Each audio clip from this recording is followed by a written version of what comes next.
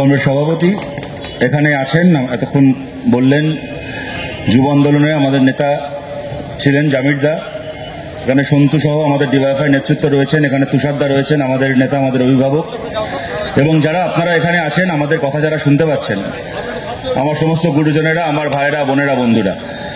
আমি শুরুতে একটা কথা বলি যে গানটা অদিতি গাইলো, আপনারা সবাই খুব ভালো, খুব মন দিয়ে শুনেছেন, খুব সুন্দর করে গাইলো। আমি শুনলাম আমাদের ছাত্র ফেডারেশনের রাজ্যের নেতৃত্ব।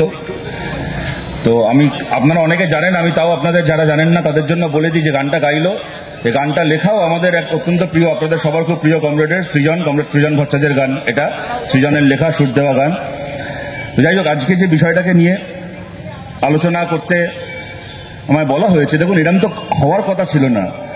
আমরা একটা রাজনৈতিক সংগঠন করি, কোন রাজনৈতিক দল করি, আমাদের লড়াই আমাদের বিরুদ্ধে থাকা রাজনৈতিক দলের সঙ্গে। যারা এখন সরকারে আছে, আমরা বিরোধী, তো আমাদের লড়াই সরকারের বিরুদ্ধে। হঠাৎ করে আমাদের লড়াই কোনো সংবাদ মাধ্যমের বিরুদ্ধে হবেই বা কেন? হওয়ার তো কথা নয়।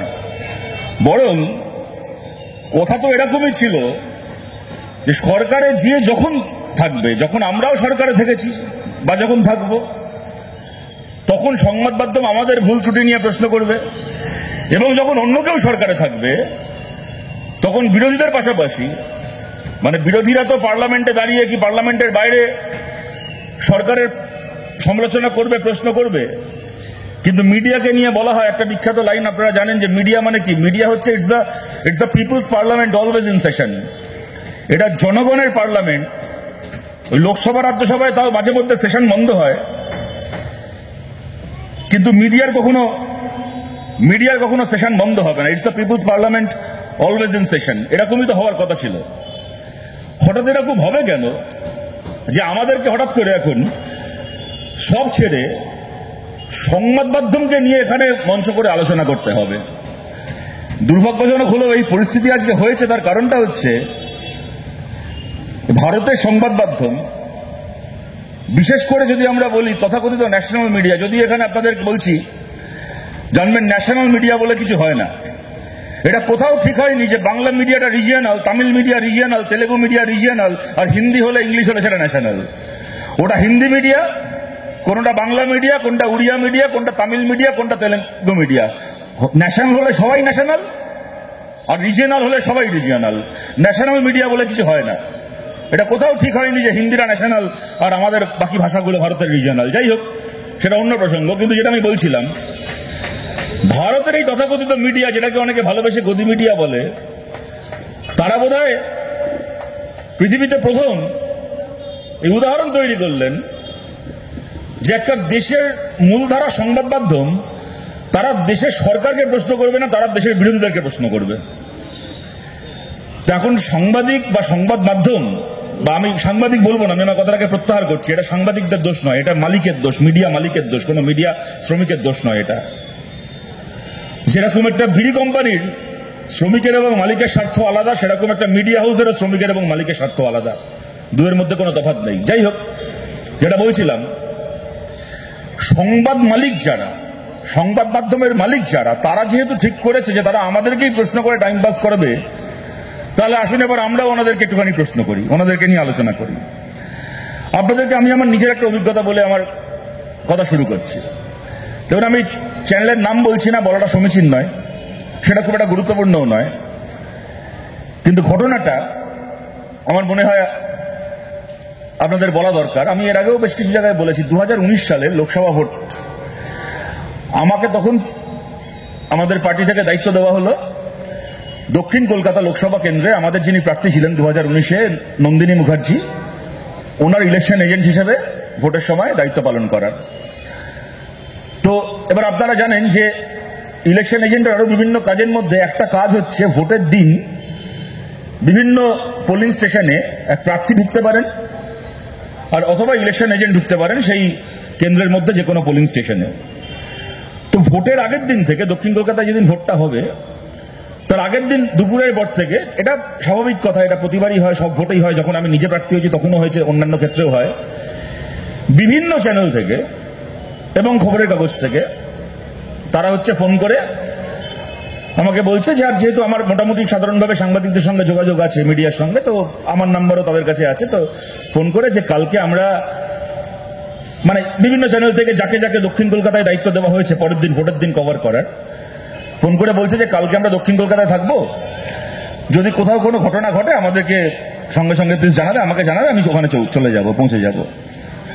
তো সেই সাংবাদিকদের বেশিরভাগের সাথে আমার এমনি পরিচয় ছিল, নাম্বার ছিল। তো আমি যেটা করছি যে আমি একটা ওই একদিনের জন্য একটা হোয়াটসঅ্যাপ গ্রুপ বানাচ্ছি যে কালকে এরা থাকবে দক্ষিণ কলকাতায়, যদি কোথাও কোনো গন্ডগোল হয় খবর দিতে হবে, এরা চলে আসবেন। এবং সত্যি কথা বলতে দেখুন, এটা একা সাংবাদিক বা সেই চ্যানেলের স্বার্থ নয়, কি সেই কাগজের স্বার্থ নয়, এখানে আমাদের স্বার্থও জড়িত আছে। ধরুন কোনো একটা বুথ দখল হচ্ছে, কোথাও একটা ঝামেলা হচ্ছে, আমরা সেখানে গেছি, কিছু গন্ডগোল হচ্ছে, সেখানে যদি বা পুলিশকে জানিয়ে কোনো সুরাহা হচ্ছে না, ইলেকশন কমিশন সেন্ট্রাল ফোর্স কোনো ব্যবস্থা নিচ্ছে না, সেখানে যদি মিডিয়া চলে আসে, ঘটনাটা যদি কভার্ড হয়, তাহলে অনেক সময় দেখা যায় যে অ্যাডমিনিস্ট্রেশনের উপরও একটা চাপ তৈরি হলো। সুতরাং এখানে স্বার্থ আমাদেরও আছে। তো আমি সেই তালিকা তৈরি করে রেখেছি, পরের দিন যখন কিছু হবে এরকম তখন জানাতে হবে, তখন বলতে হবে, করা আছে। তো পরের দিন সকালবেলা যথারীতি ভোট শুরু হয়েছে। তো আমি তখন ওই আপনারা অনেক চিনবেন ওই জায়গাগুলো, আমাদের রবীন্দ্র সদনটা যেখানে, ওখানে ওই কতগুলো স্কুল রয়েছে, লামাটিনিয়া বয়েজ গার্লস, ওই বুথগুলোতে গেছি। নন্দিনীদি বোধহয় তখন বেহালার দিকে আছেন, বিভিন্ন বুথে ঘুরছেন। তো সেই সময় আমার কাছে খবর আসলো যে কসবায় আমার বাড়ির কাছেই একটা বুথ, চারুচন্দ্র কলেজ, মানে এখন ওটার নাম নববালিগঞ্জ মহাবিদ্যালয়, আগে চারুচন্দ্র ইভিনিং ছিল, সেই নববালিগঞ্জ মহাবিদ্যালয়ে 3টে বুথ আছে ওই পোলিং স্টেশনে, প্রায় ওই অক্সিলারি মিলিয়ে প্রায় 4,500-এর কাছাকাছি, 4,000-এর ওপর ভোটার, 3টে বুথ মিলিয়ে তারা ভোট দেন। তো খবর হলো যে ওখানে তৃণমূল দখল করে পোলিং স্টেশনটাকে দখল করে 3টে বুথেই সব ভোটারদেরকে বার করে দিয়ে ছাপ্পা মেরে যাচ্ছে। তো এবার আমি খবরটা পেয়ে ছুটেছি ওখানে সঙ্গে সঙ্গে, কারণ নন্দিনী মুখার্জি তখন বেহালায় আছেন, ওনার যেতে সময় লাগবে বেশি, আমি তুলনামূলকভাবে কাছাকাছি আছি, আমি তাড়াতাড়ি পৌঁছবো। আর কসবা এমনি আমার নিজের চেনা এলাকা, আমার পক্ষে যাওয়ার সুবিধা বা ওখানে মানে উপস্থিত হয়ে যা করণীয়তা করা আমার পক্ষে তুলনামূলকভাবে সহজ।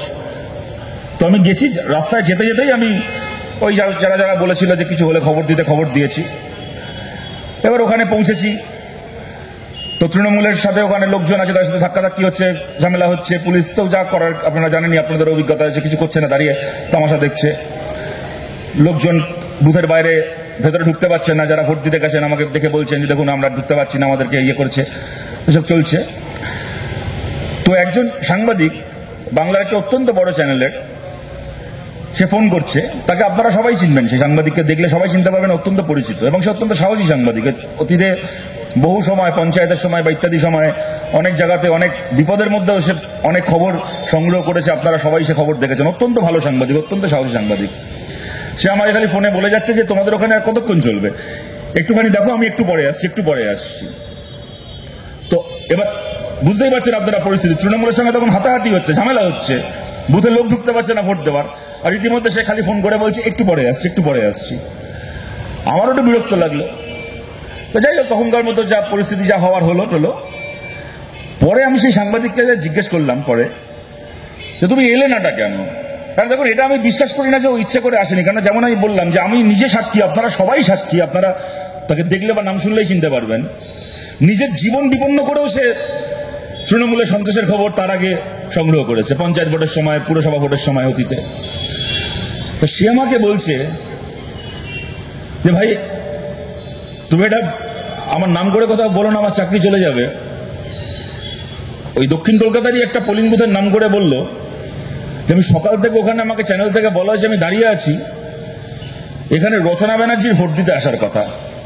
আর তখন রচনা ব্যানার্জি এমপি হননি, এমপি তো উনি 1 বছর আগে হয়েছেন, এটা আমি বলছি 2019-এর কথা। তখন উনি এমনি অভিনেত্রী বা দিদি নাম্বার 1 করতেন, অবশ্যই সেলিব্রিটি, এই নিয়ে কোনো সন্দেহ নেই, কিন্তু এমপি ছিলেন না। যাকে রচনা ব্যানার্জির ভোট দিতে আসার কথা, আমাকে আমার হাউস থেকে বলে দেওয়া হয়েছে, চ্যানেল থেকে বলে দেওয়া হয়েছে ওই ছবিটা তোমায় তুলে পাঠাতে হবে, পৃথিবী উল্টে গেলে ওই ছবিটা মিস করা চলবে না। সুতরাং আমার কাছে উপায় নেই, যতক্ষণ না মহারানী আসছেন এবং ভেতরে গিয়ে ভোট দিয়ে বাইরে বেরিয়ে আঙুলে কালি দেখিয়ে আমার খুব ভালো লাগছে, ও মাই গড আমি ভোট দিয়েছি, আই এম সো হ্যাপি, এসব নাকামি যতক্ষণ না করছেন আর আমার সেই ছবি তুলে যতক্ষণ না পাঠানো হচ্ছে, ততক্ষণ আমি যেতে পারবো না। আমি বলছি এইটা হচ্ছে কর্পোরেট মিডিয়া, একজন সেলিব্রিটি ভোট দিয়ে বেরিয়ে এসে ছবি তুলবেন, তার জন্য 4,500 মানুষ ভোট দিতে পারছেন না, আটকে আছেন, সেই খবর আপনার কাছে যাবে না। কেন? ওই খবরে পয়সা নেই, এই খবরটায় পয়সা আছে। এই খবরটা দেখালে বিজ্ঞাপন আসে, এই খবরটা দেখালে পয়সা আসে। এইটা হচ্ছে সংবাদ মাধ্যম। সংবাদ মাধ্যমের কিছু ক্ষেত্রে আজকের তারিখে ভূমিকা বলতে খারাপ লাগলেও এটা সত্যি, এটা মিথ্যে নয়। এবং এই যে খবরে পয়সা আছে সেই খবর দেখাবো, তার সবচেয়ে বলতে পারেন নির্মম প্রমাণ আমরা দেখলাম 1 মাস আগে এই মুর্শিদাবাদে। এবং ধুলিয়ানে শমশেরগঞ্জে দাঙ্গা হয়েছে, এই নিয়ে কোনো সন্দেহ নেই, এটা মিথ্যে নয়। ধুলিয়ানে শমশেরগঞ্জে ধর্মের নামে মানুষ খুন করা হয়েছে, এটাও মিথ্যে নয়। ওখানে হরগোবিন্দ দাস, চন্দন দাসকে খুন করা হয়েছে ধর্মের নামে। ওখানে পুলিশের গুলিতে, যে পুলিশকে বারবার করে ফোন করে দাঙ্গা আটকানোর জন্য পাওয়া যায়নি, সেই পুলিশ একটা 21 বছরের বাচ্চা ছেলে ইজাজ আহমেদ বাইরে কাজ করতে বাড়ি ফিরেছিল, নিরীহ একটা ছেলেকে রাস্তার ধারে দাঁড় করিয়ে গুলি করে মেরে ফেললো এই পুলিশ, এটাও মিথ্যে নয়। এবং তাই নিয়ে খবর হয়েছে, বড় বড় হেডলাইন হয়েছে, সবকিছু হয়েছে, আপনারা সব দেখেছেন। আপনারা জানেন, আপনারা বহরমপুরের মানুষ অন্য অনেকের থেকে ভালো আপনারা জানেন, এই যে ধুলিয়ান শমশেরগঞ্জের নাম পশ্চিমবাংলার মানুষ শুনলো আজ থেকে 1 মাস আগে এই দাঙ্গার জন্য, ধর্মের নামে মানুষ খুনের জন্য। এই ধুলিয়ানের, এই শমশেরগঞ্জের নাম বহু আগে গোটা বাংলার, গোটা ভারতের মানুষের শোনার উচিত ছিল গঙ্গা ভাঙনের জন্য। বাংলা তো বটেই, গোটা ভারতে বোধহয় এরকম নিদারুণ গঙ্গা ভাঙন আর কোথাও হয় না যা শমশেরগঞ্জে হয়। গতকাল সন্ধ্যাবেলা, গতকাল রাত পর্যন্ত, যেটা একটা ভরা গেরস্থলী ছিল, মানুষের ঘর ছিল, সংসার ছিল, গোটা একটা পাড়া ছিল, সমাজ ছিল, কয়েক মিনিটের মধ্যে তা গঙ্গায় তলিয়ে যাচ্ছে। মাইলের পর মাইল নদীর তলায় চলে গেছে। কোভিডের সময় স্কুলগুলো বন্ধ ছিল, অ্যাডমিনিস্ট্রেশন থেকে ওখানে গঙ্গায় সব হারানো মানুষগুলোকে স্কুলের মধ্যে টেম্পোরারি রিলিফ ক্যাম্প করে রাখা হয়েছিল। যখন তারপরে কোভিডের পরে আস্তে আস্তে লকডাউন উঠছে, স্কুলগুলো খুলছে, হাতে একটা পলিথিনের প্যাকেটে 2 মুঠো চাল 3 মুঠো ডাল ধরিয়ে দিয়ে রিলিফ ক্যাম্প থেকে বার করে দিয়ে বলেছিল তোমাদের পরে বাড়ির ব্যবস্থা করা হবে, সে ব্যবস্থা আজ অব্দি করা হয়নি।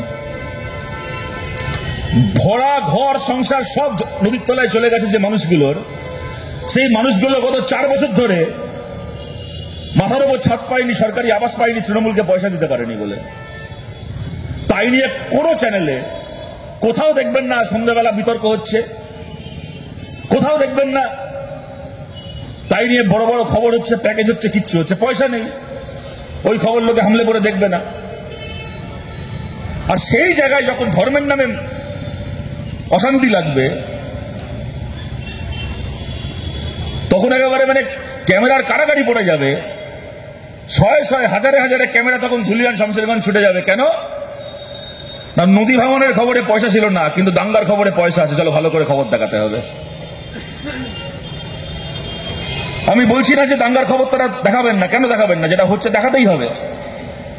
আপনারা জানেন একটা সময় মিডিয়ার এই এথিক্স ছিল, মিডিয়ার এই নিয়ম ছিল, একদম পলিসি ছিল, কোথাও যদি কোনো সাম্প্রদায়িক দাঙ্গা হয় তার খবর মিডিয়া দেখাতো না, খবর কাগজে ছাপা হতো না, খবর টিভিতে দেখানো হতো না, কেননা দাঙ্গার খবরে দাঙ্গা বাড়ে। কিন্তু এটা ঘটনা আজকে সোশ্যাল মিডিয়ার যুগে সেই বাস্তবতা নেই। আজকে এই সোশ্যাল মিডিয়ার যুগে যদি মেইন স্ট্রিম চ্যানেল খবরের কাগজ ঠিক করেও যে আমরা দাঙ্গার খবর দেখাবো না, তাহলেও 1000টা পোর্টাল থেকে শুরু করে ফেসবুক পোস্টে সেই দাঙ্গার ছবি দেখানো হবে, ভিডিও দেখানো হবে। অতএব আজকের দিনে আমি এটা বলতে কোনো বাধা নেই, স্বীকার করতে বাধা নেই, আজকের দিনে আর ওই বাস্তবতা নেই যে কোথাও দাঙ্গা হবে, মিডিয়া, সব মিডিয়া একসঙ্গে ঠিক করবে যে না আমরা দাঙ্গাকে কভার করবো না, এটা হবে না আজকে, আমরা জানি সেটা। আর এখন তো হয়েছে, দেখবেন কোথাও কোনো ঝামেলা হতে পারলো কি পারলো না, এমনকি যদি কোথাও ভাড়াটে বাড়িওয়ালা সমস্যা হয়, হয়তো দেখা যাবে যে ভাড়াটে হিন্দু, বাড়িওয়ালা মুসলমান, কি বাড়িওয়ালা হিন্দু, ভাড়াটে মুসলমান। এরম জায়গায় যদি কোনো ভাড়াটে বাড়িওয়ালা সমস্যা হয়, তাহলেও সবার আগে সুকান্ত মজুমদার আর শুভেন্দু অধিকারী সেই খবরটাকে টুইটারে টুইট করবে, ফেসবুকে পোস্ট করবে, করে লম্বা একটা ভাষণ লিখবে যে এই দেখো বাংলায় জিহাদি সন্ত্রাস হচ্ছে, এই হচ্ছে সেই হচ্ছে বলে।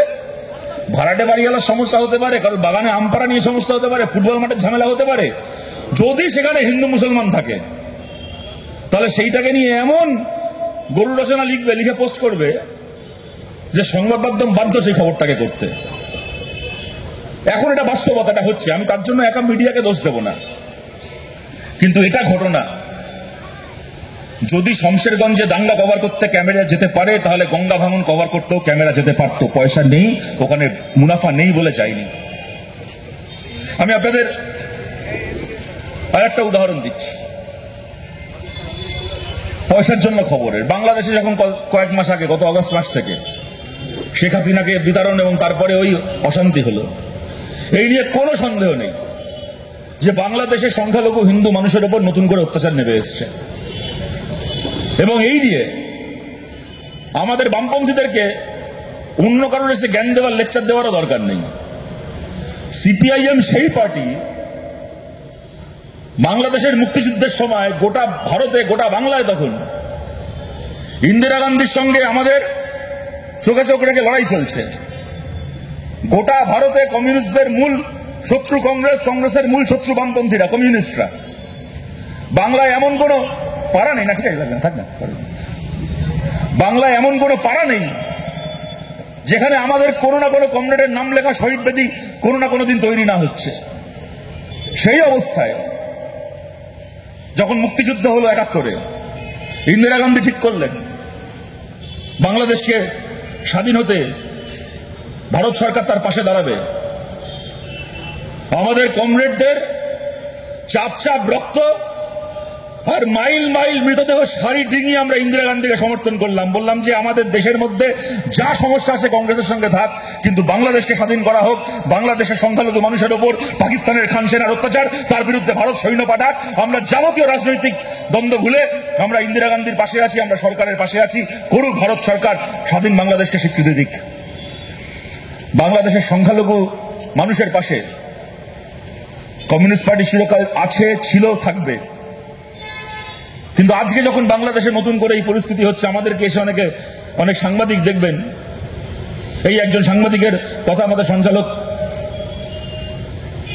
তাকে ইঙ্গিত করে বলছিলেন। সত্যি কথা বলতে আমার একটা সময় আমার ব্যক্তিগতভাবে খুব বন্ধু ছিল, এখন নাম মুখে আনতে লজ্জা করে, ঘেন্না লাগে, লজ্জাও করে না, ঘেন্না লাগে নাম মুখে আনতে। আপনাদের বলছি, এনার এবং এনার মতো কয়েকজনের আমি টিভিতে লাভ দেখছি। পেছনে বানিয়েছে টিভিতে একটা বাংলাদেশের ম্যাপ, তার মধ্যে আছে ঢাকা আছে, চট্টগ্রাম আছে, খুলনা আছে, পাবনা আছে, বরিশাল আছে। এবার আছে টিভিতে চেঁচাচ্ছে ঢাকা, খুলনা, পাবনা, চট্টগ্রাম, বরিশাল দেখিয়ে। তবে কি এবার আমাদের মোদিজি এগুলো সব দখল করে নেবেন? তবে কি এবার আমরা ওখানে ঢুকে যাব? এই যে আমাদের কলকাতার ইস্ট বেঙ্গল ক্লাব, ওপার বাংলা থেকে আসা রিফিউজি মানুষের ক্লাব, তারা ইস্ট বেঙ্গলের পতাকা ওড়ান। এবার কি তবে পাবনায়, বরিশালে, খুলনাতে, কুমিল্লাতে ইস্ট বেঙ্গল ক্লাবের পতাকা উঠবে? ওগুলো কি সব ভারতের মধ্যে চলে আসবে? এটা দেখে কারোর খুব আনন্দ হতে পারে এই ধরনের খবর দেখে। দেখুন, ফ্রিতে ভাট বকতে তো পয়সা লাগে না। এখানে দাঁড়িয়ে লাফাচ্ছে যে খুলনা, বাংলাদেশ, পাবনায়, মানে পাবনা, বরিশাল সব জায়গায় ভারতের পতাকা উঠবে, সব মোদিজি দখল করে নেবেন। আর এরই মতো কতগুলো জোকার আবার বাংলাদেশেও আছে, তারা আবার ওই সময় মিছিল করে বলছে আমরা 4 ঘন্টার মধ্যে গিয়ে কলকাতা দখল করে নেবো। কতগুলো দেখেছেন বাংলাদেশের কতগুলো নাটবল্টুকে সেই সময়।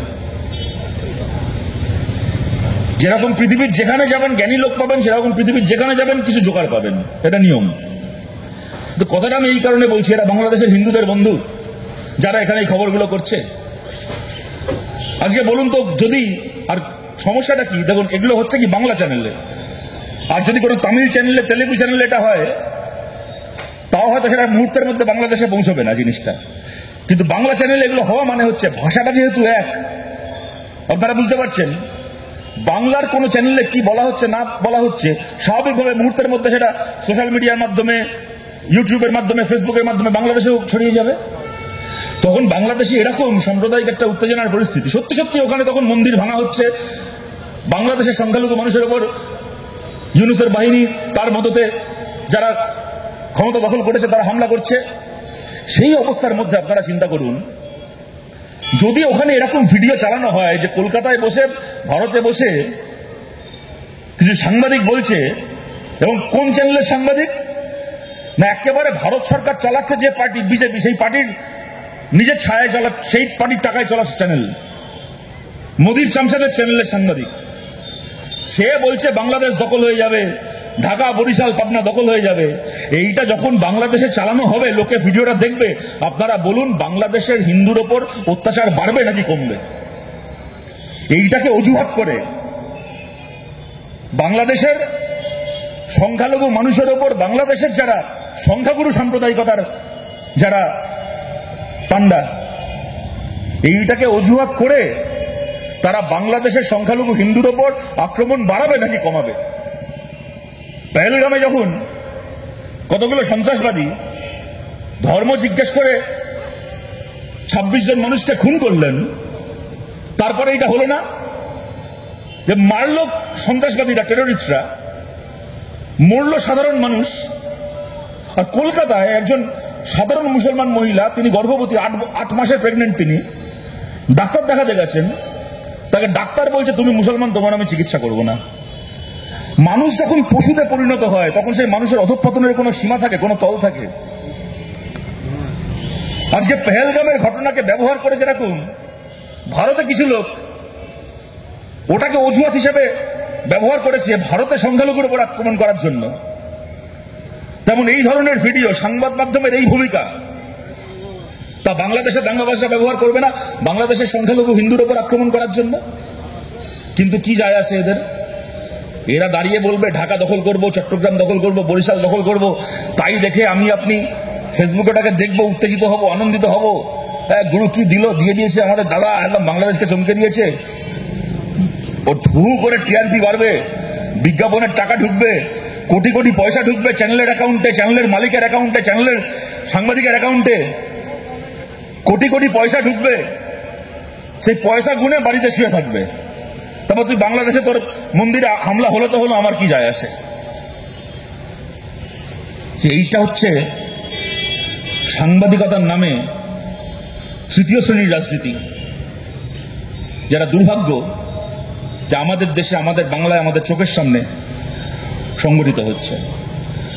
কদিন আগে আপনারা জানেন এই অপারেশন সিন্দুর এই সবকিছু হওয়ার পরে কলকাতায় বামফ্রন্টের একটা মিছিল হয়েছে, আমার তারিখটা ভুল না হলে গত 13 তারিখ। আপনারা সেই মিছিলের একটা ভিডিও হয়তো সবাই দেখেছেন। কোন টিভি চ্যানেলে, এতগুলো বড় বড় চ্যানেল রয়েছে, কেউ সেটা দেখায়নি। কেউ, একজন ভদ্রমহিলা তার বক্তব্য, তার সামনে কেউ মাইক ধরতে যায়নি, কোনো খবরের কাগজ তার বিবৃতি নিতে যায়নি। ঠিক কোথাকার একটা পোর্টাল, আমি তো কোনোদিন এর আগে তার সে পোর্টালের নাম শুনিনি। পরে এই ভিডিওটা দেখার পরে পোর্টালটায় গিয়ে দেখলাম পরপর শুভেন্দু অধিকারী আর সুকান্ত মজুমদারের পুজো করে ভিডিও বানানো। বোঝাই যাচ্ছে বিজেপি আরএসএস পরিচালিত। কোত্থেকে একজন দেখলাম ভদ্রমহিলা, সে কোনোদিন তাকে চোখে দেখেনি কেউ কোনোদিন, সে কোথাকার সিপিএম নেত্রী, কোত্থেকে এলো কেউ জানে না। তার সামনে ওই একটা পোর্টালের সাংবাদিক তার বুম ধরেছে, আর তিনি মিছিলে হাঁটতে হাঁটতে বলছেন, হ্যাঁ কেন পাকিস্তানের উপর হামলা করা হবে, পাকিস্তান কি করেছে, কোথাও প্রমাণিত হয়েছে পাকিস্তানের দোষ আছে ইত্যাদি, কেন পাকিস্তানের জল বন্ধ করা হবে ইত্যাদি ইত্যাদি। আর সেই ভিডিও নিয়ে ওরা পৃথিবী উত্তাল করে দেওয়ার চেষ্টা হলো, এই দেখো সিপিএম এর মিছিল থেকে, বামফ্রন্টের মিছিল থেকে বলা হচ্ছে এদের পাকিস্তানের জন্য প্রাণ কাঁদে, কেন পাকিস্তানের ওপর দোষ চাপানো হচ্ছে, কোথায় প্রমাণিত হয়েছে ইত্যাদি ইত্যাদি নাকি বলছে। ঘটনা হচ্ছে কোন মেইনস্ট্রিম মিডিয়ার ক্ষমতা হলো না এটা বলার, এবং এই পোর্টালগুলোর ক্ষমতা হলো না এটা দেখানোর। যে মিছিলের ভেতর দাঁড়িয়ে নাকি নিয়ে এটা বলেছিলেন, ইনি কে, কি বৃত্তান্ত, কোত্থেকে এলেন, কোথায় হারিয়ে গেলেন, কোথায় কপ্পুরের মতো উঠে গেলেন কেউ জানি না। কিন্তু যে মিছিল থেকে নাকি এই কথাটা বলা হয়েছে বলে এরা দাবি করছে, সেই মিছিলের সবার সামনে যে ব্যানারটা ধরেছিলেন মোহাম্মদ সেলিম, বিমান বসু, সূর্য মিশ্র, যে ব্যানারটা ধরে হাঁটছিলেন, সেই ব্যানারের প্রথম লাইনটা ছিল পাকিস্তানের মদতপুষ্ট সন্ত্রাসবাদ নিপাত যাক। এইটা ছিল বামপন্থী মিছিলের, বামফ্রন্টের মিছিলের প্রথম স্লোগান, পাকিস্তানের মদতপুষ্ট সন্ত্রাসবাদ নিপাত যাক। যখন আমরা তো চাই যে দেশে দেশে যুদ্ধ না হোক, আমাদের কোথাও এটা বলতে কোনো দ্বিধা নেই, কোথাও লজ্জা নেই। হ্যাঁ এটা সত্যি, এক সময় বহু আগে যুদ্ধ নয় শান্তি চাই বলার জন্য জ্যোতি বসুকে দেশদ্রোহী বলে জেলে ঢোকানো হয়েছিল। আবার এটাও সত্যি জ্যোতি বসু যুদ্ধ নয় শান্তি চাই বলেছিলেন বলে যারা তাকে ভারত বিরোধী বলে জেলে ঢুকিয়েছিলেন তারাই তার 50 বছর পরে ওই জ্যোতি বসুকে ভারতরত্ন দিতে চেয়েছিলেন। এটাও সত্যি, এটাও ইতিহাস। জ্যোতি বসু বলেছিলেন আমার ভারতরত্ন লাগবে না, আপনারা রেখে দিন। যদি ভারত বিরোধী তকমা দিয়ে শুরু হয়ে ভারতরত্নে শেষ হয় তাহলে আপনারা বলুন শেষ পর্যন্ত ইতিহাসের বিচারে কে জিতলো? জ্যোতি বসু জিতলেন নাকি যারা জ্যোতি বসুকে ভারত বিরোধী বলেছিলেন তারা জিতলেন? আমরা তো বলেছি চিরকাল, আমরা তো মনে করি যে যুদ্ধ হওয়া উচিত নয়। এটা মুঘল আমল নয়, এটা সিরাজউদ্দৌলা আর ইস্ট ইন্ডিয়া কোম্পানির আমল নয়। এখন আর ওই তীর ধনুক ছুড়ে আর বল্লম খুঁচিয়ে যুদ্ধ হয় না। একবার হিরোশিমা নাগাসাকির পরে একবার আইনস্টাইনকে জিজ্ঞেস করা হয়েছিল দ্বিতীয় বিশ্বযুদ্ধের এই চেহারা, এত মানুষ মারা গেল, যদি এরপরে তৃতীয় বিশ্বযুদ্ধ হয় আপনি কি মনে করেন কোন অস্ত্র দিয়ে মানুষ লড়াই করবে তৃতীয় বিশ্বযুদ্ধে? দ্বিতীয় বিশ্বযুদ্ধে আমরা নিউক্লিয়ার পরমাণু বোমা দেখলাম হিরোশিমা নাগাসাকিতে। তৃতীয় বিশ্বযুদ্ধে মানুষের হাতিয়ার কি হবে? আইনস্টাইন উত্তরে বলেছিলেন তৃতীয় বিশ্বযুদ্ধ যদি হয় কখনো, সেখানে মানুষের হাতিয়ার কি হবে আমি জানি না, কিন্তু তারপরে যদি কোনোদিন চতুর্থ বিশ্বযুদ্ধ হয় সেখানে মানুষের হাতিয়ার হবে বড় বড় ইট আর পাথর। আইনস্টাইন বলতে চেয়েছিলেন তৃতীয় বিশ্বযুদ্ধে পৃথিবী ধ্বংস হয়ে যাবে, মানব সভ্যতা ধ্বংস হয়ে যাবে, নতুন করে আবার প্রস্তর যুগে ফিরে যাবে মানুষ। আমরা তো চাই না সভ্যতা প্রস্তর যুগে ফিরে যাক। এখন আর ওই যেটা বলছিলাম তীর ছুঁড়ে আর বল্লম খুঁচিয়ে যুদ্ধ হয় না। এখন যুদ্ধ হয় আকাশ থেকে মৃত্যু নেমে আসে, কোনো একজন মানুষের নয়, কোনো একটা বাড়ির নয়, কোনো একটা পরিবারের নয়, একটা গোটা শহরের, একটা গোটা এলাকার, একটা গোটা সভ্যতার মৃত্যু আকাশ থেকে নেমে আসে। তাই আমরা তো মনে করি 2025 সাল এটা আজকের পৃথিবীতে শেষ ফেসলা যুদ্ধ করে হবে না। নিশ্চয় যুদ্ধ যেখানে করার দরকার সেখানে করতে হবে, কিন্তু শেষ ফেসলা ডিপ্লোম্যাটিক কূটনৈতিক যুদ্ধে শেষ ফেসলা হবে। তোমার শত্রু দেশকে, তোমার প্রতিপক্ষ দেশকে তুমি বাকি পৃথিবীর সামনে কতটা কোণঠাসা করতে পারো, তাকে কতটা অপদস্থ করতে পারো, গোটা পৃথিবীর অন্যান্য দেশকে কতটা তার বিরুদ্ধে অবস্থান নেওয়াতে পারো, তাই দিয়ে এই যুদ্ধের ফেসলা হবে। যাই হোক, আমি যে কথাটা বলছিলাম, আমরা চেহারা দেখলাম মিডিয়ার, আমি তাও বলছি এটা দেখুন, এটা ঘটনা যাই বলি না কেন, দিনের পর দিন পাকিস্তান থেকে মদত নিয়ে কিছু জঙ্গি ঢুকছে ভারতে, গুলি করছে, সাধারণ মানুষ মরে যাচ্ছে, আমাদের দেশে জওয়ানরা মারা যাচ্ছে, দিনের পর দিন এই জিনিস চলছে। 26 জন মানুষের কোনো দোষ নেই, আসলো 4টা লোক মেরে চলে গেল। এগুলো দেখে মানুষের মধ্যে প্রতিহিংসা পরায়ণতা তৈরি হওয়া স্বাভাবিক।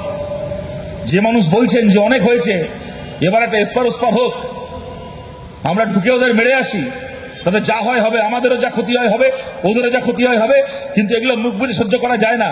যে মানুষ এটা বলছেন তার আবেগেরও একটা যৌক্তিকতা আছে, এটাকে উড়িয়ে দিতে পারি না। কিন্তু কথাটা আমি এই কারণে বলছি, 100 জনের মধ্যে যদি 90 জনও বলেন আমাদেরও যা ক্ষতি হয় হোক, কিন্তু ওদেরকে আমরা বুঝে নিই, 100 বার তার এটা বলার অধিকার আছে, তিনি ভারতবাসী। তেমন ভারতের কোন নাগরিক যদি বলেন যে না, চেষ্টা করতে হবে আমাদেরকে যুদ্ধ না করে কিভাবে পাকিস্তানকে সাহায্য করা যায়, কোণঠাসা করা যায়, তাহলে সেই ভারতের নাগরিক হয়ে যাবে দেশদ্রোহী, সে ভারতের সন্তান। সে এটা বলতে গেলে সে জেলে যাবে, সোশ্যাল মিডিয়ায় তার একেবারে চরিত্র হনন করা হবে। যদি সে মেয়ে হয় তাহলে তো কোনো কথাই নেই, ধর্ষণ করে দেওয়ার হুমকি দেওয়া থেকে শুরু করে পারলে সত্যি সত্যি ধর্ষণ করে দেওয়ার চেষ্টা করা হবে, সব হবে। কিন্তু এই কথাটা ভারত কি করবে না করবে তাই নিয়ে এই এক মতামত যদি ভারতের কোনো নাগরিক না দিয়ে যদি আমেরিকার প্রেসিডেন্ট আমেরিকায় বসে দেয়, টুইটারে 2 লাইন লিখে দেয় যে এই ভারত যুদ্ধ থামাও, নাহলে ব্যবসা বন্ধ করে দেবো, অমনি বাপ বলে জহুজুরি করে তার কথায় রাজি হয়ে যাব, এমন সরকার আর এমন তার পোষা মিডিয়া, আমি ভারতবাসী হয়ে ভারতকে নিয়ে কথা বলতে পারবো না, কিন্তু আমেরিকার প্রেসিডেন্ট যদি বলে তাহলে সে হয়ে যাবে মহান, তার চরণে গিয়ে ডাইভ দিতে হবে। এইটা হচ্ছে নৈতিকতা, এটা হচ্ছে যুক্তি, এটা হচ্ছে এদের বক্তব্য। আর সেই যুক্তি, সেই নৈতিকতা, সেই বক্তব্য কোথায় তাকে প্রশ্ন করা হবে তা না, তার পালে হাওয়া দিচ্ছে তথাকথিত এই গদি মিডিয়া। আজ 8 তারিখ রাত্রিবেলা কি সার্কাসটাই না দেখলাম বলুন তো। এবং প্রতিযোগিতা কোথায় পৌঁছতে পারে। আমরা এই প্রতিযোগিতা দেখলাম না যে আচ্ছা ওই চ্যানেল গঙ্গা ভাঙন নিয়ে খবর দেখাচ্ছে, তাহলে আমি ওখানে বিড়ি শ্রমিকের মজুরি না পাওয়া নিয়ে খবর দেখাবো। আচ্ছা ওরা বিড়ি শ্রমিকের মজুরি না পাওয়া নিয়ে খবর দেখাচ্ছে, তাহলে আমি ক্ষেত মজুরের 100 দিনের কাজের টাকা বন্ধ হয়ে আছে, আমি তাই নিয়ে খবর দেখাবো।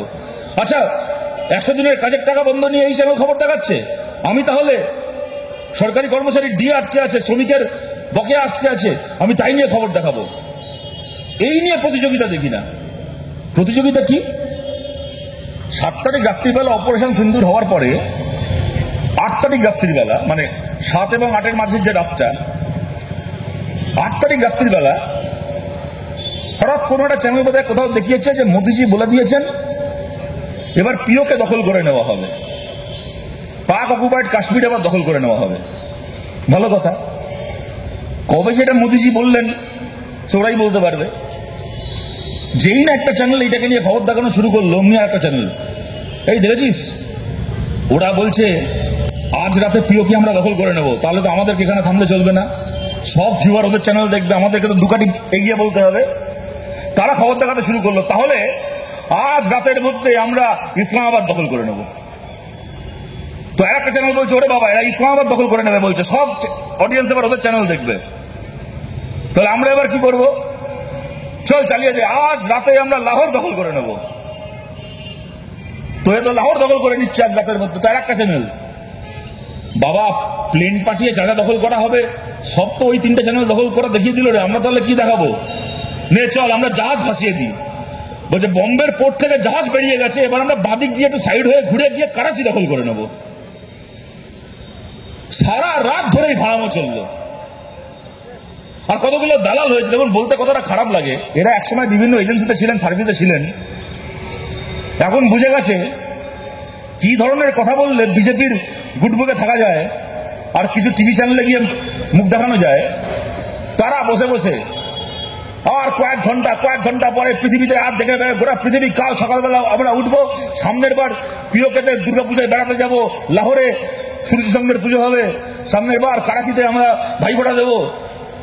সে মানে গোটা রাত ধরে আটঘাট বকে গেল, সারা রাত ধরে ঘটনাচক্রে। আমি সেদিন এখানে ছিলাম, লালবাগে ছিলাম, হঠাৎ আইপিএল এর খেলা হচ্ছে, আপনাদের মনে আছে, হঠাৎ করে মাঝপথে খেলা বন্ধ হয়ে গেল, পাঞ্জাবের খেলা হচ্ছিল, ব্ল্যাকআউট হয়ে গেল, খেলা বন্ধ হয়ে গেল। সত্যি ভাবলাম যুদ্ধ লেগে গেল বোধহয়।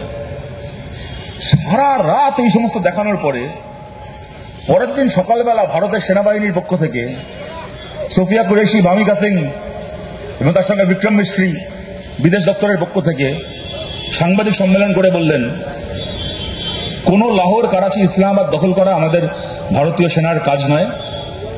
আমরা ভারতের সেনা জীবনে কোনোদিন গায়ের জোরে অন্যের মাটি দখল করতে যাইনি।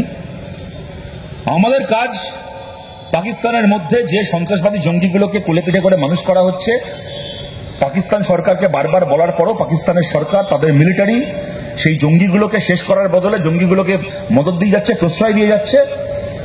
আমাদের টার্গেট শুধুমাত্র সেই জঙ্গিগুলো, জঙ্গি ঘাঁটিগুলো। কোন লাহোর, ইসলামাবাদ, করাচি দখল করা আমাদের টার্গেট নয়। আপনারা বলুন, ভারতের মিডিয়ার জন্য গোটা পৃথিবীর সামনে কার মুখ খুলল? ভারতের সাধারণ মানুষ ছেড়ে দিন। আমি বলছি, মিডিয়ার এই ভূমিকার জন্য ভারতের সেনা সম্মানটা কোথায় গেল? আজকে অন্য কিছু লোকের কাছে আমাদের সেনা পরিহাসের পাত্র হয়ে গেল, যে দেখেছো এরা বলেছিল লাহোর দখল করবে, ইসলামাবাদ দখল করবে, করাচি দখল করবে, কিছুই দখল করতে পারলো না। কিন্তু আমাদের সেনা কি কখনো বলেছিল যে আমরা অন্যের মাটি দখল করব? গর্ব করে বলতে পারি 47 সালের 15ই আগস্ট দেশ স্বাধীন হয়েছে। আজকে 2025 সালের 23শে মে দাঁড়িয়ে আছি। আমাদের ভারত ইসরায়েলের মতো আধিপত্যবাদী নয়। আমাদের ভারতের সেনাবাহিনী ইসরায়েলের সেনাবাহিনীর মতো প্রত্যেক বছর নিজের আয়তন বাড়ায় না, জমির আয়তন বাড়ায় না। 76 বছর, 77 বছর, 78 বছর চলছে আমাদের স্বাধীনতার। কোনদিন ভারত গায়ের জোরে অন্যের জমি দখল করতে যায়নি। গোটা পৃথিবী আমাদেরকে স্যালুট করে, সম্মান করে এর জন্য। আর সেই সেনাবাহিনী অপদস্থ হলো নিজের দেশের মিডিয়ার জন্য, যে এরা অন্যের দেশ দখল করতে গেছিল কিন্তু দখল করতে পারেনি। বলুন, এর জন্য কারা দায়ী? আপনারা দেখলেন একজন তথাকথিত, আমি নাম করে বলছি, মেজর গৌড় বাড়িয়া বলে, সে কোনো কালে হয়তো সেনাবাহিনীতে ছিল, কিন্তু 2014 সালের আগে থেকে টিভিতে বিরাট একবারে মোদির সেনা হয়ে সে লাফিয়ে বেড়াচ্ছে। সে বিরাট একজন বিজেপির ইনফ্লুয়েন্সার। সে একটা জায়গায় ইরানের সরকারের একজন মন্ত্রীকে, সে একটা টিভি চ্যানেলে, লাইভ চ্যানেলে বলল সুয়ার কা বাচ্চা, ইরানের সরকারের একজন মন্ত্রীকে, যে ভারত সরকারের অতিথি হয়ে ভারতে এসেছিল। ইরানের পক্ষ থেকে ওখানকার ভারতীয় দূতাবাসের কর্মীদেরকে ডেকে জবাবদিহি চাওয়া হলো। কোন তথাকথিত মেইনস্ট্রিম মিডিয়া ওই কাকের মাংস খায় না। এই গদি মিডিয়ার একটা চ্যানেলের এই কেচ্ছাগুলো দেখাবে না। কি হলো, আমাদের ওখানকার অ্যাম্বাসাডারকে ডেকে তাকে তলব করে প্রশ্ন করা হলো। ভারত সরকারকে লিখিতভাবে তাদের কাছে ক্ষমা চাইতে হলো, এই বলে জমা দিতে হলো যে ওই চ্যানেল একটা বেসরকারি চ্যানেল, আমাদের কোনো দোষ নেই, সরকারের এটা বক্তব্য নয়, ওই চ্যানেলের পক্ষ থেকে যেটা বলা হয়েছে আমরা নিন্দা করছি, আপনারা আমাদেরকে ভুল বুঝবেন না, আমরা এর জন্য লজ্জিত, আমরা চাই না যে এরকম কথা বলা হোক, এটা ভারতের সরকারের কথা না। আমি যারা দূর থেকে আমাদের কথা শুনছেন আপনাদের জিজ্ঞেস করছি, এই যে আমাদেরকে কমিউনিস্টদেরকে নিয়ে এত সময় এত লোকের আমাদেরকে দেশদ্রোহী বলতে ইচ্ছে করে, এই করতে ইচ্ছে করে, সেই করতে ইচ্ছে করে। 47 সালে দেশ স্বাধীন হয়েছে, এটা 2025 সাল, আজ পর্যন্ত কোনোদিন কোন কমিউনিস্টের জন্য, আজ পর্যন্ত 78 বছর স্বাধীনতার, আজ অব্দি কোনোদিন কোন বামপন্থীর জন্য ভারতের সরকারকে অন্য কোন দেশের কাছে এইভাবে ছোট হতে হয়েছে? কোনোদিন কোন বামপন্থীর জন্য, কোন কমিউনিস্টের জন্য কোনোদিন আমাদের দেশের সরকারকে চিঠি লিখে বলতে হয়েছে অন্য কোন দেশকে, যেটা ওর বক্তব্যটা আমাদের বক্তব্য নয়, আমাদের দেশের বক্তব্য নয়, এর জন্য আমাদের দেশের সরকারকে ভুল বুঝবেন না? কোনোদিন মাথা নিচু করতে হয়েছে কোন কমিউনিস্টের জন্য? এই বিজেপির দালালগুলোর জন্য ভারতকে মাথা নিচু করতে হলো কেন? না চ্যানেলে বসিয়ে রেখে এই দিয়ে টিআরপি বাড়াতে হবে, এই দিয়ে বিজ্ঞাপনের পয়সা খেতে হবে। কিন্তু এই আমি আপনাদের বলছি, বিশ্বাস করুন, 7 তারিখ থেকে এই অপারেশন সিন্দুর হয়েছিল, 10 তারিখ বিকেলবেলা ঘোষণা করা হলো সংঘর্ষ বিরতি। 4 দিন ধরে সকালবেলা করে এবং মাঝে মধ্যে বিকেলবেলাও যে প্রেস কনফারেন্সগুলো করা হচ্ছিল, colonel Sofiya Qureshi, wing commander Vamika Singh এবং আমাদের ফরেন সেক্রেটারি বিক্রম মিস্ত্রি, বিশ্বাস করুন আমি মন্ত্রমুগ্ধের মতো প্রত্যেকদিন এই প্রেস কনফারেন্সগুলো শুনেছি। আমার বিশ্বাস আপনারা অনেকে শুনেছেন এবং সত্যি অনেক কিছু শিখেছি। সবচেয়ে গুরুত্বপূর্ণ শিক্ষা কি পেলাম জানেন? সত্যিকারের যোদ্ধা এবং যুদ্ধবাজের মধ্যে তফাৎ কি। যারা সত্যিকারের যোদ্ধা, আগের দিন পাকিস্তানের ভেতর ঢুকে জঙ্গিদের ঘাঁটি গুড়িয়ে দিয়ে এসছে, তারা কতটা সভ্যতার সঙ্গে, কতটা ডিগনিটির সঙ্গে বসে কথা বলছেন। কোনো আস্ফালন নেই, কোনো হাপ্পা ছোড়া নেই, কোনো গলা শিরা ফুলিয়ে চিৎকার করা নেই, সভ্যভাবে ডিগনিটির সঙ্গে বসে যে এই ব্যাপার দেখুন আমাদের এই হয়েছে, আমরা এই অপারেশন লঞ্চ করেছি, এখানে এখানে জঙ্গি ঘাঁটি আমরা নিউট্রালাইজ করেছি, আমরা গুড়িয়ে দিয়েছি। পাকিস্তানের পক্ষ থেকে এরকম ভাবে আমাদের সিভিলিয়ান এলাকায় আক্রমণ করা হয়েছিল, আমাদের S-400 পাকিস্তানের এই জোনগুলোকে, সেলগুলোকে উড়িয়ে দিয়েছে, আমরা এইভাবে আমাদের দেশের মানুষকে রক্ষা করেছি। এই আমাদের লক্ষ্য, এই আমাদের উদ্দেশ্য। আমরা বলছি পাকিস্তান যদি ওদের দিক থেকে বাড়াবাড়ি না করে, আমাদের দিক থেকেও কোনো এসকালেশন আমরা চাই না। সত্যিকারের যোদ্ধা যারা, এটা হচ্ছে তাদের শরীরের ভাষা, এটা হচ্ছে তাদের মুখের ভাষা, তাদের কণ্ঠস্বর। আর যারা যুদ্ধবাজ, যারা বাড়িতে আশলা উঠলে যারা খাটের তলায় লুকিয়ে যাবে, সেই কতগুলো অ্যাঙ্কারকে দেখলাম। সত্যিকারের যোদ্ধার সঙ্গে এদের তফাৎ। ক্যামেরার সামনে দাঁড়িয়ে চিৎকার, যেন 5-6টা র্যাবিস আক্রান্ত কুকুর একসঙ্গে কামড়েছে, এরা ইঞ্জেকশন নিতে ভুলে গেছে। কি চিৎকার, কি চিৎকার! এবার দেখে নেবো, এবার তুই কোথায় আছিস পাকিস্তানের আসিফ মুনির, তোকে এবার বুঝে নেবো, কিসের কুসুম, কিসের কুসুম, এবার সব সেকুলার বেরিয়ে যান, কুসুম কুসুম করে চিৎকার করে যাচ্ছে। সত্যিকারের একজন যোদ্ধার সঙ্গে 2 পয়সা যুদ্ধবাজের তফাৎ। তারপরে আমরা কি দেখলাম? এই 2 পয়সার দালালগুলো যখন চেঁচাচ্ছিল কিসের কুসুম, যদি আপনি মনে করেন বেরিয়ে যান দেশ থেকে, সেকুলার হলে বেরিয়ে যান, সেই সময় দেখলাম ভারতের পক্ষ থেকে দাঁড়িয়ে বলছেন বিক্রম মিস্ত্রি যে পাকিস্তান চেয়েছিল পেহেলগামের ঘটনাকে ব্যবহার করে ভারতের ভেতর হিন্দু মুসলমান ভাগাভাগি করতে। ভারতের জনগণ পাকিস্তানের এই পরিকল্পনাকে সফল হতে দেয়নি। বিক্রম মিশ্রকে আমরা স্যালুট জানাচ্ছি এই কথাটা বলার জন্য। আপনি সঠিক কথা বলেছেন, ন্যায়সঙ্গত কথা বলেছেন, বাঘের বাচ্চার মতো কথা বলেছেন। কারণ তার সঙ্গে একটা লাইন যোগ করছি, একা পাকিস্তান নয়, ভারতের মধ্যে বসে থাকা এই কতগুলো বিজেপির এজেন্ট তারাও চেয়েছিল পেহেলগামের ঘটনাকে কেন্দ্র করে ভারতের ভেতর হিন্দু মুসলমান ভাগাভাগি করতে। ভারতের জনগণ, দেশের মানুষ খালি পাকিস্তান নয়, এই কিসের কুসুম বলা পাকিস্তানের দালাল আর বিজেপির দালালগুলোর পরিকল্পনাকেও সফল হতে দেয়নি। ভারতের মানুষ হিন্দু মুসলমানে ভাগ হয়নি। তারপরে সোফিয়া কুরেশি আর ভামিকা সিং তারা প্রেস কনফারেন্স করে বললেন, অনেক উদ্দেশ্য দেওয়ার চেষ্টা করছে আমাদের এই অপারেশন সিন্দুরকে। পাকিস্তান বলার চেষ্টা করছে আমরা নাকি কোনো ধর্মস্থানকে টার্গেট করেছি, গুড়িয়ে দিয়েছি। আমরা বলছি ভারত একটা সেকুলার দেশ, ভারত ধর্মনিরপেক্ষ দেশ। আমরা সব ধর্মকে সম্মান করি, সমস্ত ধর্মস্থানকে আমরা সম্মান করি। আমরা আমাদের লড়াই জঙ্গিদের বিরুদ্ধে, জঙ্গিবাদের বিরুদ্ধে, কোন ধর্মস্থানের বিরুদ্ধে আমাদের লড়াই নয়। ভারত ওপার থেকে যাই প্রয়োজন আসুক না কেন, ভারত নিজের ধর্মনিরপেক্ষতা, নিজের সেকুলারিজমের আদর্শে কায়েম ছিল, আছে এবং থাকবে। অনেকে বলেছিল না, এদের আস্পর্ধা বাড়তে বাড়তে এমন জায়গায় পৌঁছেছে, কাকে এরা ব্যঙ্গ করছে, কিসের কুসুম বলে? সিপিএম কে ব্যঙ্গ করছে। মোরা একই বৃন্দে দুইটি কুসুম, হিন্দু মুসলমান নাম, এই লাইনটা কোন সিপিএম নেতার লেখা লাইন, কোন কংগ্রেস নেতার লেখা লাইন, এটা কাজী নজরুল ইসলামের লেখা লাইন। এত বড় আস্পর্ধা টিভির প্রাইম টাইমে দাঁড়িয়ে কাজী নজরুল ইসলামকে ছোট করছে, তার লাইনকে নিয়ে ব্যঙ্গ করছে। আর ওদের এই ব্যঙ্গের মুখে জুতোর বাড়ি মেরে নতুন ভারত ঘোষণা করছে যে হ্যাঁ, মোরা একই বৃন্তে দুটি কুসুম, হিন্দু মুসলমান। সোফিয়া কুরেশি তার নয়নের মণি, ভামিকা সিং তার প্রাণ। এইটা হচ্ছে ভারত, নতুন ভারত। এই নতুন ভারত কোন বিজেপির পার্টি অফিস থেকে তৈরি হবে না। নতুন ভারত তৈরি হবে ভারতের খেটে খাওয়া মানুষের বাড়ির উঠোন থেকে, ক্ষেত খামার কলকারখানা, মাঠ ময়দান থেকে, যেখানে হিন্দু মুসলমান শিখ খ্রিস্টান একসঙ্গে ভারত গঠন করবে, ভারতের জন্য লড়বে, ভারতের জন্য মরবে, নতুন সমাজ তৈরি করবে। এবার আমাদের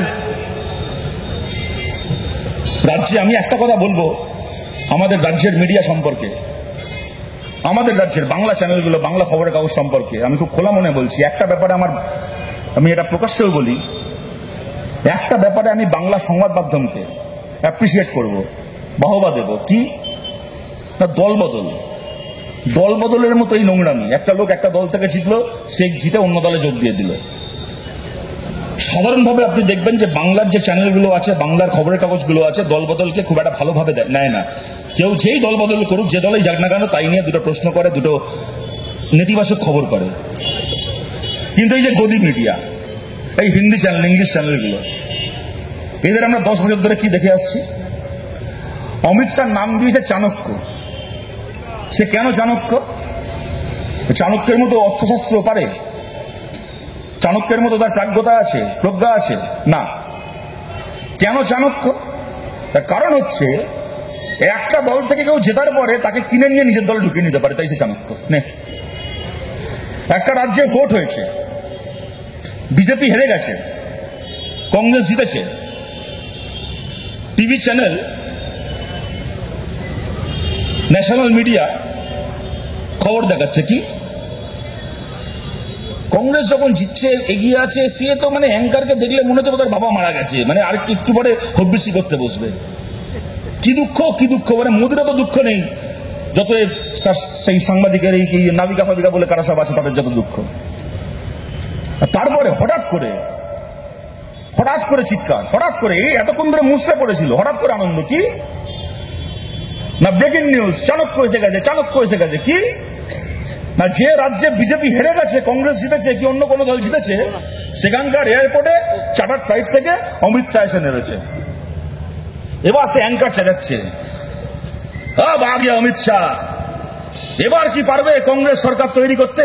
জিতেছে কংগ্রেস, জিতেছে হয়তো সমাজবাদী পার্টি, জিতেছে হয়তো আরজেডি, জিতেছে বামপন্থীরা, জিতেছে জেএমএম ঝাড়খণ্ড মুক্তি মোর্চা, আম আদমি পার্টি জিতেছে। বিজেপি হেরেছে, গোহারা হেরেছে, গোয়ার মতো রাজ্য 2টো আসন জিতেছে।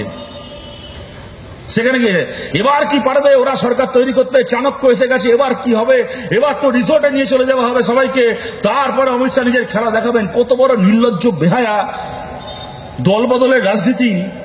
যাদের কাজ ছিল দলবদলুদেরকে ক্যামেরার সামনে দাঁড় করিয়ে ওদের এই দুর্নীতির, ওদের এই ধান্দাবাজির গা থেকে জামা কাপড় খুলে নেওয়া, তারা দলবদলকে মহান করে দলবদল করাতে পারে যে অমিত শাহ তাকে চাণক্য বানিয়ে এমন ভাব দেখাচ্ছে যেন নোবেল প্রাইজ পেয়ে গেছে অমিত শাহ। কি করেছে না, সে মানুষের মতামতকে দুপায়ে মারিয়ে হেরে যাওয়া লোককে দিয়ে সরকার তৈরি করিয়েছে, জেতা দলের এমএলএদেরকে কিনে নিয়েছে, তাই নাকি সে চাণক্য। এইটা হচ্ছে এদের স্তর নেবেছে, এদের নৈতিকতার স্তর নেবেছে এখানে। আমাদের রাজ্যে, আমি যেরকম আমাদের বাংলার মিডিয়ার ভালো বললাম, আপনাদের বলি, এই যে হিন্দি ইংলিশ মিডিয়াগুলো আপনারা জানেন অনেকগুলো চ্যানেল আছে যাদের মালিকের এক বিজেপির এমপি, তেমন আমাদের বাংলাতে এরকম চ্যানেল চলছে আপনারা জানেন। কোন একটা চ্যানেলের এডিটর সে মমতা বন্দ্যোপাধ্যায়ের সফরসঙ্গী, সবসময় দেখবেন দিদির পাশে ব্যাগ নিয়ে যাচ্ছে, আর সেই আবার পশ্চিমবাংলার একটা শহরের ডেভেলপমেন্ট অথরিটির chairman, West Bengal government nominated chairman.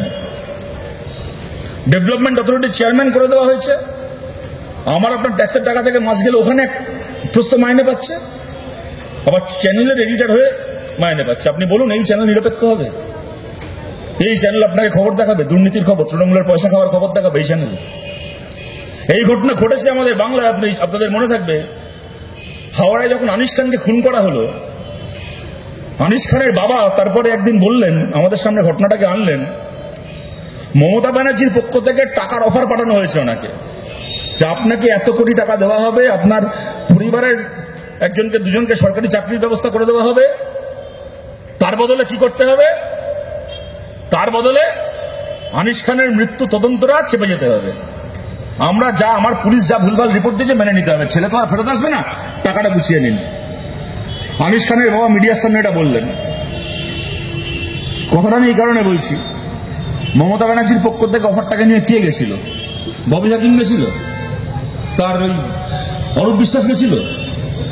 কোন তৃণমূলের নেতা মন্ত্রী গেছিল? না, বাংলার একটা খবরের চ্যানেলের মালিকের নাম করে বলল আনিস খানের বাবা যে আমার কাছে কলকাতা টিভির মালিক কৌস্তব রায় এসেছিল আমার কাছে এই অফার নিয়ে, যে টাকা নিন, মমতা ব্যানার্জি বলেছে টাকা নিন, ছেলের ডেড বডি বিক্রি করুন। এবং সে চ্যানেলের মালিক তারপরে নিজে চ্যানেলে স্বীকার করছেন যে আমি গেছিলাম, বলেছিলাম ভালো তো পরিবারটা, বেঁচে যাবে, পরিবারটা রক্ষা পেয়ে যাবে, ঝামেলা মিটে যাবে। এইটা হচ্ছে সংবাদ মাধ্যম, সাংবাদিকতা স্তর নেমে এসছে। দেখুন, অনেক নেতিবাচক কথা বলা হলো, আমি আমার কথাকে শেষ করছি এটা বলে, দেখুন এগুলোই শেষ নয়। এইগুলো ওরা করেছে মানে সব শেষ হয়ে গেছে, সব বিক্রি হয়ে গেছে, আমরা হেরে গেছি, ব্যাপারটা এরকম নয়। আপনাদেরকে আমি তিনটে খবর উদাহরণ দিয়ে আপনাদের সবার মনে পড়ে যাবে। প্রথম খবর, অভিষেক ব্যানার্জির বউ রুজিরা ব্যানার্জি এয়ারপোর্ট থেকে বেআইনি সোনা পাচার করতে গিয়ে ধরা পড়েছিল কলকাতা এয়ারপোর্টে। আপনারা সবাই জানেন খবরটা, আপনাদের মনে আছে। দ্বিতীয় খবর, অনিক দত্ত একটা সিনেমা তৈরি করেছিলেন ভবিষ্যতের ভূত, মমতা ব্যানার্জি হুমকি দিয়ে সেই সিনেমাটাকে হল থেকে তুলিয়ে দিয়েছিলেন। পরে এই নিয়ে অনেক মিটিং মিছিল ইত্যাদি প্রতিবাদ হয়, তারপরে সুপ্রিম কোর্টের মামলা হয়, সুপ্রিম কোর্টের নির্দেশে রাজ্যের সরকারকে ফাইন দিতে হয় এবং সেই সিনেমাটাকে আবার হলে ফেরানো হয়। আপনাদের সবার ঘটনাটা জানা আছে, মনে আছে, জানেন তো আপনারা সবাই ঘটনাটা। আমি তৃতীয় ঘটনা বলছি আপনাদের। 2019 সালে কলকাতায় প্রেস ক্লাবের গেটের বাইরে এসএসসিতে প্রতারিত ছেলেমেয়েরা 29 দিন অনশন করেছিল। 29 দিন। 29তম দিনে মমতা বন্দ্যোপাধ্যায় যান, কতগুলো প্রতিশ্রুতি দেন, যে প্রতিশ্রুতি উনি গিয়ে বলেন যে সামনেই লোকসভা ভোট, নোটিফিকেশন ইস্যু হয়ে গেছে, এখন আমি নিয়োগ করতে পারবো না, ভোটটা হয়ে যাবে, 1 মাসের মধ্যে তোমাদের নিয়োগ আমি ফাইনালাইজ করবো। 2019-এ বলেছিলেন, এটা 2025 সাল, আজ অব্দি সে নিয়োগ হয়নি। যাক, সেটা অন্য কথা। কিন্তু 29 দিন প্রেস ক্লাবের বাইরে এসএসসির ছেলেমেয়েরা অনশন করেছিল। আপনাদের খবরটা জানা আছে, আপনারা জানেন সবাই। আমি তিনটে খবর এই কারণে আপনাদেরকে বললাম, আপনারা খেয়াল করেছেন কিনা জানি না, অনেকে নিশ্চয়ই খেয়াল করেছেন, এই তিনটে খবরের মধ্যে একটা মিল আছে, একটা সিমিলারিটি আছে। সেটা কি? এই তিনটে খবরই একমাত্র গণশক্তি ছাড়া বাংলার কোনো খবরের কাগজ, কোনো টিভি চ্যানেল দেখায়নি। আপনি আজকেও ইউটিউবে গিয়ে, আপনি গুগলে গিয়ে সার্চ করুন, অভিষেকের বউ রুজিরা ব্যানার্জির এয়ারপোর্টে সোনা আনতে গিয়ে ধরা পড়ার খবর একমাত্র গণশক্তিতে বেরিয়েছিল। বাংলার কোনো খবরের কাগজ ছাপেনি, বাংলার কোনো টিভি চ্যানেল ছাপেনি। অনিক দত্তর ভবিষ্যতের ভূতকে হল থেকে জোর করে তুলে দেওয়ার খবর বাংলার কোনো মিডিয়া কভার করেনি, একমাত্র গণশক্তি ছাড়া। এবং 29তম দিনে যখন মমতা ব্যানার্জি ওখানে যান, তারপরে এটা খবর হয়। তার আগে 28 দিন যে ছেলেমেয়েরা না খেয়ে বসে থাকলো, অনশন করলো, বাংলার একটা খবরের চ্যানেল, একটা খবরের কাগজ ওই 28 দিন খবরটাকে দেখায়নি। তারপরে দেখুন, আপনারা সবাই জানেন, এই খবরগুলো জানেন, এই খবরগুলো বাংলার এই চ্যানেলগুলো কর্পোরেট মিডিয়া চাইনি বলে খবরগুলো ঢাকা পড়ে গেছে, খবরগুলো আপনারা জানতে পারেননি, তা হয়নি। কিসের জোরে? এই আপনাদের হাতে যেটা ধরে আছেন, এই যা সামনে যারা ধরে আছে, এইটার জোরে, মোবাইল ফোনের জোরে, সোশ্যাল মিডিয়ার জোরে। আর ওই দিন গেছে যে তুমি সরকারি বিজ্ঞাপন দিয়ে চ্যানেলকে কিনে নেবে, তুমি সরকারি বিজ্ঞাপন দিয়ে খবরের কাগজ কিনে নেবে, তাই চ্যানেল আর খবরের কাগজ তোমার বিরুদ্ধে খবর করবে না, রাষ্ট্রের বিরুদ্ধে খবর করবে না, ক্ষমতাসীনদের বিরুদ্ধে খবর করবে না, আর জনগণ সেই খবর জানতে পারবে না। এবং আপনারা সবাই আছেন, সোশ্যাল মিডিয়া আছে, সাধারণ মানুষ আছেন, খেটে খাওয়া মানুষ আছেন। আমরা যেরকম আজকে খবরের গ্রাহক, তেমন আমরা খবরের নির্মাতা। মিঠুন চক্রবর্তীর ডায়লগ ছিল না, আমি খবর দেখি না, খবর শুনি না, খবর তৈরি করি। আমরা খবর দেখি, আমরা সবাই খবর শুনি, কিন্তু প্রয়োজন হলে আমরা সবাই খবর তৈরি করি। সাধারণ মানুষ, আমাদের প্রত্যেকের সেই ক্ষমতা আছে খবর তৈরি করার। আপনার পাড়ায় কোথায় কোন তৃণমূলের কাউন্সিলর পুকুর ভরাট করছে, কোথায় বেআইনি বাড়ি উঠছে, কোথায় বেআইনি বালির লরি থেকে পুলিশ টাকা তুলছে, কোথায় কোন সরকারি স্কুলে মিড ডে মিলের চাল চুরি হচ্ছে, আমাদের প্রত্যেকের হাতে সেই ক্ষমতা রয়েছে, আমাদের প্রত্যেকের সেই সুযোগ রয়েছে। মিডিয়া না চাইলেও এই খবরকে সবার কাছে নিয়ে যাওয়ার, স্বাধীন সংবাদ মাধ্যমকে, সোশ্যাল মিডিয়াকে, বিভিন্ন স্বাধীন পোর্টালকে, এই বিজেপি নেতাদের টাকায় চলা, তৃণমূল নেতাদের পয়সায় চলা পোর্টাল নয়, কিন্তু সত্যিকারের স্বাধীন পোর্টাল যারা, তাদের মাধ্যমে, সোশ্যাল মিডিয়ার মাধ্যমে, নিজের পেজের মাধ্যমে, হোয়াটসঅ্যাপের মাধ্যমে যেখানে যা অন্যায় হচ্ছে, যেখানে যা দোষ হচ্ছে, ত্রুটি হচ্ছে, সেটাকে নিয়ে কথা বলার, সেটাকে তুলে ধরার, মানুষের কাছে ছড়িয়ে দেওয়ার সুযোগ আমাদের সবার কাছে আছে। এবং এই প্রসঙ্গে আমি বলছি, যারা দূর থেকে আমাদের কথা শুনছেন, বহু মানুষ এরকম আছেন যারা বামপন্থীদেরকে ভালোবাসেন, সমর্থন করেন, অতীতে আমাদের পাশে থেকেছেন, আজও আছেন, ভবিষ্যতেও থাকবেন। তার বাইরে এরকম আরো বহু মানুষ নিশ্চয়ই এখন আমাদের কথা শুনছেন বা আগামী দিনেও শুনবেন, যারা আমাদেরকে অতীতে সমর্থন করেননি, আমাদের পাশে থাকেননি। তো আপনাদের সবাইকে বলছি, আমাদের সাথে আপনার 5টা প্রশ্নে অতীতে মত না মিলে থাকতে পারে, কিন্তু তার মানে আপনি আমাদের শত্রু নন, আমরাও আপনার শত্রু নই। হয়তো অনেক জায়গায় আমাদেরই কোনো দোষ আছে, কোনো ত্রুটি আছে, যে কারণে আমাদের কথা আপনার কাছে ঠিক করে আমরা নিয়ে যেতে পারিনি। হয়তো আমাদের অন্য 5টা ব্যাপারে আমাদের আচরণে কোনো ভুল ছিল, যার জন্য আমাদের কথাগুলো আপনি শোনারই প্রয়োজন মনে করেননি। হয়তো কোনো জায়গাতে হয়তো আমাদের কথাটা ঠিক ছিল, কিন্তু আমরা আর 5টা রাজনৈতিক কারণে সেই ঠিকটাকে আপনার সামনে উপস্থিত করতে পারিনি। কিন্তু আজকে এই 2025 সালে দাঁড়িয়ে, আজকের দিনে দাঁড়িয়ে আমরা 7 দশকের বামপন্থী আন্দোলন যা করেছে বাংলার মানুষের জন্য, যে সাফল্য এনেছে, তা ইতিহাস। আজ থেকে 200 বছর পরে, 300 বছর পরেও যদি কেউ বাংলার ইতিহাস লেখে, তাহলে 7 দশকের সেই বামপন্থী আন্দোলনের গর্ভ থেকে যা কাজ হয়েছিল, সে অপারেশন বর্গা হতে পারে, 12 ক্লাস অব্দি অবৈতনিক শিক্ষা হতে পারে, রাজনৈতিক বন্দিমুক্তি হতে পারে, যা যা হয়েছিল সেগুলোকে বাদ দিয়ে বাংলার ইতিহাস কেউ লিখতে পারবে না। এটা যেমন সত্যি, তেমন এটাও সত্যি। আজকে 2025 সালে দাঁড়িয়ে আমরা 7 দশকের বামপন্থী আন্দোলন নয়, আমরা 2025 সালের পৃথিবীতে মানানসই একটা বামপন্থী আন্দোলন তৈরি করতে চাই। এবং তার জন্য আপনাদের সবাইকে আমাদের সঙ্গে লাগবে। যারা অতীতে আমাদের সঙ্গে থাকেননি, আমাদের সাথে কোনো ভুল বোঝাবুঝি ছিল, আমাদের মধ্যে কোনো কমিউনিকেশন গ্যাপ, কথাবার্তার কোনো অন্তরায় থেকে গেছে, আপনাদেরকেও বলছি, আমরা কখনো এটা মনে করি না যে পৃথিবীর সব ভালো মানুষ খালি আমাদের পার্টিতে আছে, পৃথিবীর সব ভালো ছেলে মেয়ে খালি ডিওয়াইএফআই করে, পৃথিবীর সব ভালো ছাত্রছাত্রীরা খালি এসএফআই করে। সমস্ত সৎ কৃষক, সমস্ত খেটে খাওয়া শ্রমিক, শুধুমাত্র কৃষক সভা যারা করে, খালি যারা সিআইটিইউ করে, তারাই একমাত্র ভালো কৃষক, ভালো শ্রমিক, বাকি সবাই খারাপ। আমরা কখনো তা মনে করি না।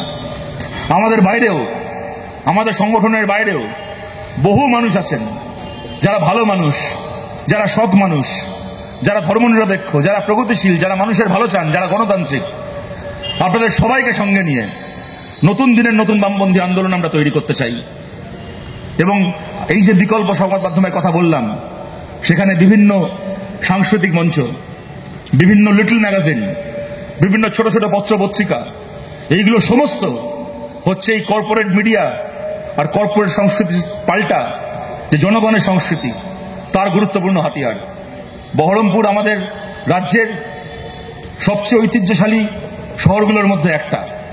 বহরমপুর আমাদের রাজ্যের সংস্কৃতির অন্যতম পীঠস্থান। বহরমপুরের থিয়েটার, বহরমপুরের পথনাটকের ইতিহাস, বহরমপুরের আরো বিভিন্ন, বহরমপুরের সাহিত্য, বহরমপুরের সংস্কৃতির ইতিহাস, আমাদের রাজ্যের সবচেয়ে এগিয়ে থাকা, সবচেয়ে উজ্জ্বল সাংস্কৃতিক ঐতিহ্যের একটা ভিত্তিভূমি এই বহরমপুর। এখনো এমনকি কলকাতা কেন্দ্রিক যে এখন যে কর্পোরেট সংস্কৃতি চলে, এই বহরমপুর শহরের কত ভালো ভালো ছেলে মেয়ে আর্টিস্টরা, তারা কলকাতার টালিগঞ্জে তাপিয়ে শুটিং করছে, তারা সিনেমা করছে, সিরিয়াল করছে, তারা স্ক্রিপ্ট লিখছে, কত সাংবাদিক সাংবাদিকতা করছে, তারা বহরমপুরের বড় বড় চ্যানেলকে নেতৃত্ব দিচ্ছেন। বহরমপুরের কত সাংবাদিক আপনারা জানেন। কেন কলেজের কেউ ছাত্র ছিলেন, কেউ এখানে আশপাশে অন্যান্য কলেজ থেকে পড়াশোনা করেছেন। এই বহরমপুর মুর্শিদাবাদের কত উজ্জ্বল মানুষ, তারা বাংলার মিডিয়া, বাংলার থিয়েটার, বাংলার সিনেমা, বাংলার গান, বাংলার কালচারকে নেতৃত্ব দিচ্ছেন। আর এরকম বহু মানুষ এখানে ছড়িয়ে ছিটিয়ে আছেন, আমরা জানি, যাদের সেই যোগ্যতা রয়েছে, যাদের অনেক কিছু দেওয়া আছে সমাজকে, যাদের অনেক কিছু দেওয়া আছে এই বিকল্প সংস্কৃতি, বিকল্প এই কণ্ঠস্বরকে তৈরি করার এই লড়াইয়ে, যাদের অনেক কিছু দেওয়ার আছে। আপনাদের সবার কাছে আবেদন করছি, আসুন আমরা একসঙ্গে একটা একান্নবর্তী পরিবারের মতো করে এই বিকল্প সংস্কৃতি, বিকল্প এই সমাজের লড়াই, তাতে আমরা একসঙ্গে যোগ দিই। এবং আমাদেরও যারা কমরেডরা রয়েছেন তাদের কাছেও আবেদন করছি, সামনে সম্মেলন আমাদের সাংগঠনিক যে ডিওয়াইএফআই সংগঠনকে আরো শক্তিশালী করা, আরো দৃঢ় করার কাজ তো হবেই। তার পাশাপাশি আমাদের সমস্ত কমরেডদেরকেও এটা বুঝতে হবে। দেখুন, নতুন মানুষ কুমোরটুলিতে অর্ডার দিয়ে তৈরি হবে না। আমি আজকে যদি মনে করি আমার মিছিলে, আমার লড়াই আরো বেশি মানুষকে আমার চাই, ওদের অন্যায়ের বিরুদ্ধে, ওদের সাম্প্রদায়িক উস্কানির বিরুদ্ধে, ওদের চুরির বিরুদ্ধে, দুর্নীতির বিরুদ্ধে আরো বেশি মানুষকে নিয়ে আমাদেরকে প্রতিরোধ করতে হবে, তাহলে নতুন মানুষ আসবে কোত্থেকে? আমরা কি কুমোরটুলিতে ঠাকুর তৈরি করার মতো করে অর্ডার দিয়ে নতুন করে মাটির মানুষ তৈরি করব? তা তো হবে না। যে মানুষ আমাদের থেকে দূরে আছেন, যে মানুষ আমাদের সমালোচনা করেছেন, তাদের সঙ্গেই নতুন করে বন্ধুত্ব স্থাপন করতে হবে। তবেই একমাত্র আমার মিছিল লম্বা হবে, তবেই একমাত্র আমার জমায়েত আরো দৃঢ় হবে, আরো বড় হবে। তাই কোন রকম সংকীর্ণতাকে মনে ঠাঁই না দিয়ে, কোন বামপন্থীকে সংকীর্ণ হওয়া মানায় না। অতীতের কোন, কবে কে আমাদের বিরুদ্ধে দুটো কথা বলেছিলেন, কার সাথে কবে কোন ব্যাপারে মতামত মেলেনি, কেউ সিঙ্গুরের সময় গালাগাল দিয়েছিল, কেউ নন্দীগ্রামের সময় সমালোচনা করেছিল, এই সমস্ত সংকীর্ণতার ঊর্ধ্বে গিয়ে এটা আমাদের কাজ, আমাদের কমরেডদের কাজ হাতটা বাড়িয়ে দেওয়া। এটা সেই মানুষের কাজ নয় আমাদের দিকে হাত বাড়ানো, আমাদের কাজ সেই মানুষের দিকে হাত বাড়িয়ে দেওয়া, যেন সেই কাজ আমরা করতে পারি। এবং সবার কাছে আবেদন করছি, এই বিজেপি আরএসএস এর এই যে মানুষের মনকে পাল্টে দেওয়া, মনকে দখল করার এই যে সংস্কৃতি, তার বিকল্প সংস্কৃতি, তার বিকল্প গণমাধ্যম, সেটাকে গড়ে তোলার লড়াই চলুন আমরা একসঙ্গে কাঁধে কাঁধ মিলিয়ে অংশগ্রহণ করি। আপনাদের সবার কাছে আবেদন করে ডিওয়াইএফআই এর সম্মেলনের সাফল্য কামনা করে আপনাদের সবাইকে ধন্যবাদ জানিয়ে আমার কথা শেষ করছি। ভালো থাকবেন সবাই, নমস্কার।